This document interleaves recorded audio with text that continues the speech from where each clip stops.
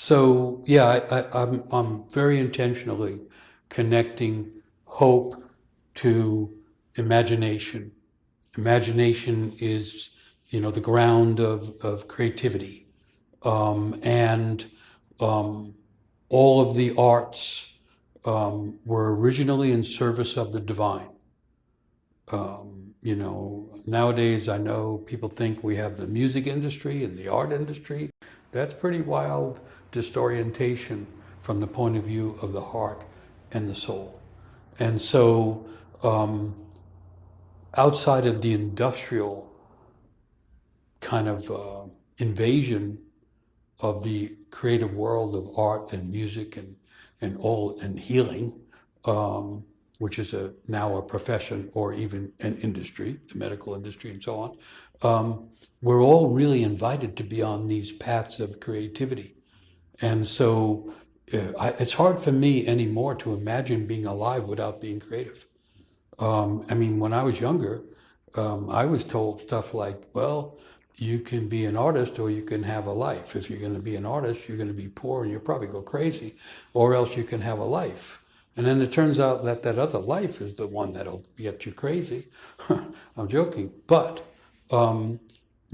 anytime we get connected to our own heart and our own soul, we are going to be creative because of the underlying dynamic of creation, that we are living in creation. We are children of creation. We are the creatures of creation.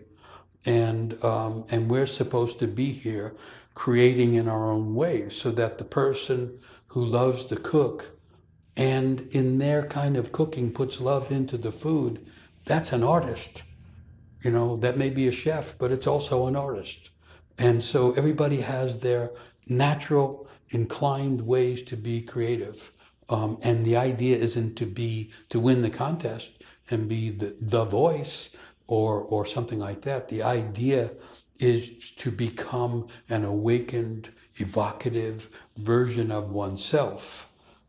And going back to the story I was mentioning about the old woman and the unraveling and the revisioning of the garment of life, we're each naturally set up to find our own thread, the life thread. I call it the genius thread, the thread of creativity.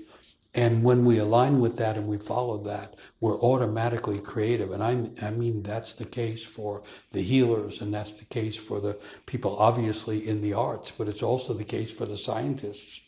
Many of the big ideas behind science came to those people, the innovators in dreams. And we're all threaded to dreams. And dreams are part of the ongoing creation of the world too. The world is a big dream that's being created every night. So I don't know how much further to go into it right now, but we're all here to find our way to be creative, and that's more pertinent now as everything is falling apart. We are here to help the remembering of what was forgotten and what was divided, and we're here to help the recreating of the fabric of culture, the fabric of humanity and human culture.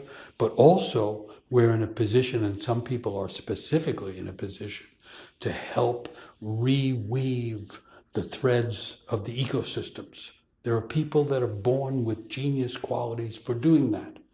There are other people whose qualities are going to be for healing, or their qualities are going to be for organizing or building community. Anyway, right now, the world needs everybody in a more awakened way, finding their thread and finding a way to help the remembering and the reweaving. And I'm suggesting that process produces hope of a different order, and hope that's connected distinctly to imagination, so that the hope becomes active imagination rather than wishful thinking.